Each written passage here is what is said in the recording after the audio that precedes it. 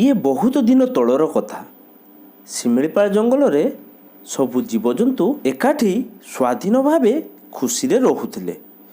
ଦିନକର କଥା, ପାଖ ଜଙ୍ଗଲରୁ ଗୋଟେ ବୁଢ଼ା ସିଂହ ଶିମିଳିପାଳ ଜଙ୍ଗଲକୁ ଆସିଲା।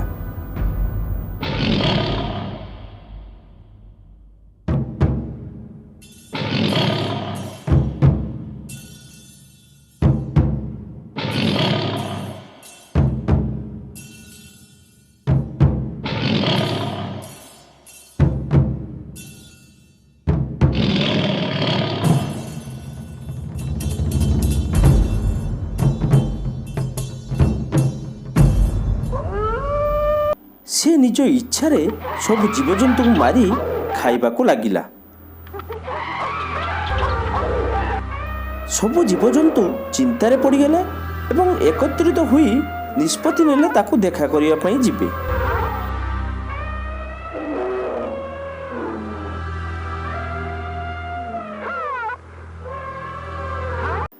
ଏହି ଜଙ୍ଗଲର ସମସ୍ତ ଜୀବଜନ୍ତୁମାନେ ଆମେ ନିଷ୍ପତ୍ତି ନେଇଛୁ। କ'ଣ ତୁମେ ମାନେ ନିଷ୍ପତ୍ତି ନେଇଛ? ଆମ ଭିତରୁ ପ୍ରତ୍ୟେକ ଦିନ ଜଣେ ପଶୁ ଆପଣଙ୍କ ଖାଦ୍ୟ ପାଇଁ ଆସିବ। ନାଇଁ, କ'ଣ ପାଇଁ ମୁଁ ତୁମମାନଙ୍କ କଥା ମାନିବି?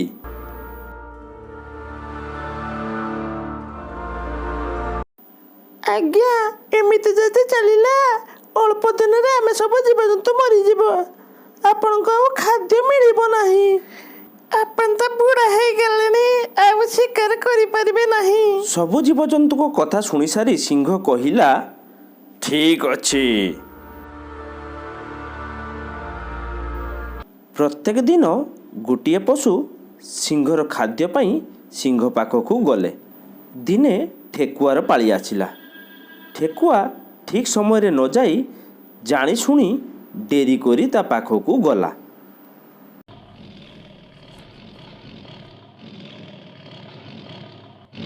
ଏତେ ଡେରି କ'ଣ ପାଇଁ?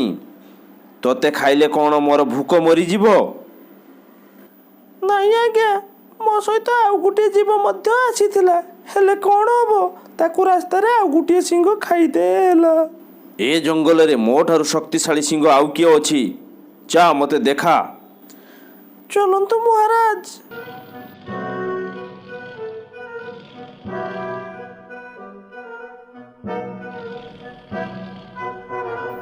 ଠେକୁଆ ସେ ସିଂହକୁ ଗୋଟିଏ କୂଅ ପାଖକୁ ନେଇଗଲା।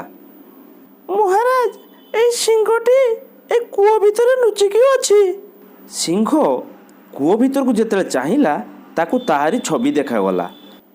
ସିଏ ତାକୁ ଆଉ ଗୋଟିଏ ସିଂହ ଭାବି ତା ଭିତରକୁ ଡେଇଁ ପଡ଼ିଲା। କୂଅ ଭିତରୁ ଆଉ ସିଂହଟି ବାହାରକୁ ବାହାରି ପାରିଲା ନାହିଁ। ବିଚାରା ସିଂହ ମରିଗଲା।